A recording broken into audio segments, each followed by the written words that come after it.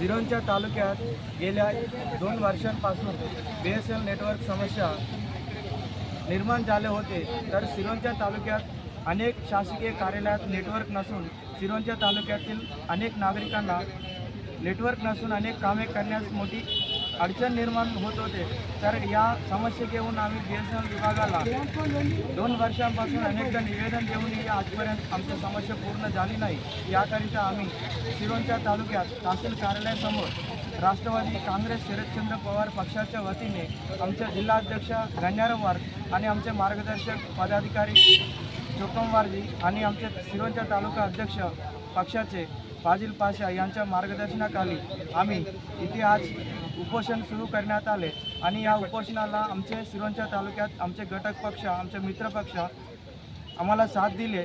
तर आज सिरोंचा तालुक्यात या उपोषणस्थळी संबंधित विभागाचे BSNL विभागाचे अधिकाऱ्यांनी आणि तसेच तहसील कार्यालयाचे तहसीलदार साहेब आम्ही इथं उपोषणस्थळी भेट देऊन आम्हाला एक आश्वासन दिले, लेखी दिले।